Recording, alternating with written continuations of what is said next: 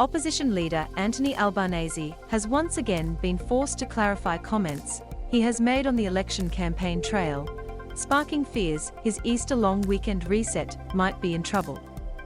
Key points: Labour had to clarify that a policy was not formally costed by the Parliamentary Budget Office.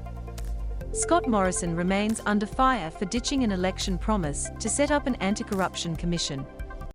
Sources on both sides have told the ABC the coalition's prospects have improved in the first week.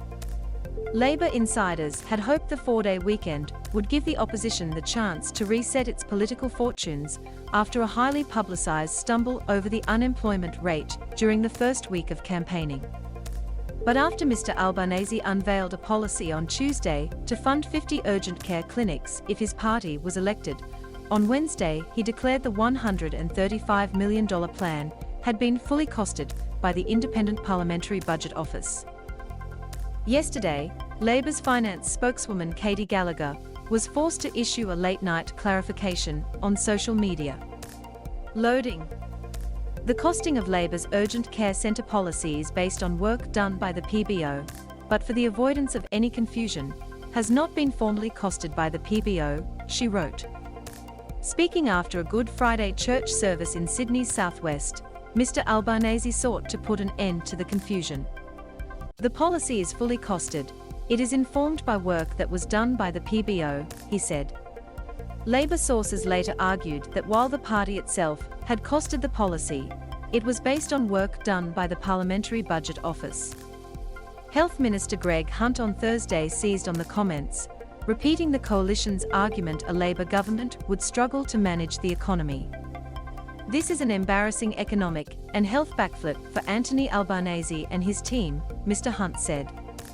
Anthony Albanese said this project was fully costed yesterday.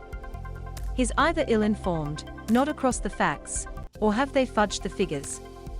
You just can't trust Labour with health, because you can't trust them with economic management.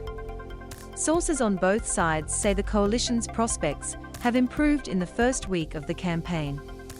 Morrison under fire over national corruption watchdog.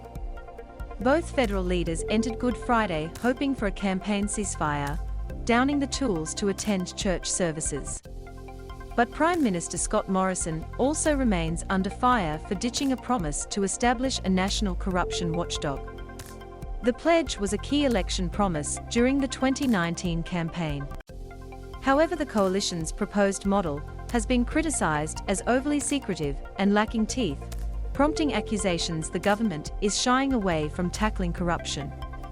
Scott Morrison said he would introduce the bill if Labour gave the policy its express support beforehand, despite bills routinely being introduced without bipartisan backing. On Channel 9 on Friday, government frontbencher Stuart Robert insisted the coalition had not broken its promise. "We do stand by our promises in terms of the Anti-Corruption Commission," he said. "We put a bill forward, we tabled it in Parliament, and we look for bipartisan support." Labour started the election campaign ahead in the opinion polls, while Mr. Morrison faced accusations of lying and racism. But a week is a long time in politics, and sources on both sides have told the ABC the coalition's prospects have improved in the first week of the campaign. The leaders are expected to return to the hustings tomorrow, before going head-to-head on Wednesday in their first debate of the election campaign. M to mute, left and right arrows to seek, up and down arrows for volume. Watch 4 minutes 54 seconds 4 minutes, and 54 seconds the key battlegrounds in the 2022 federal election.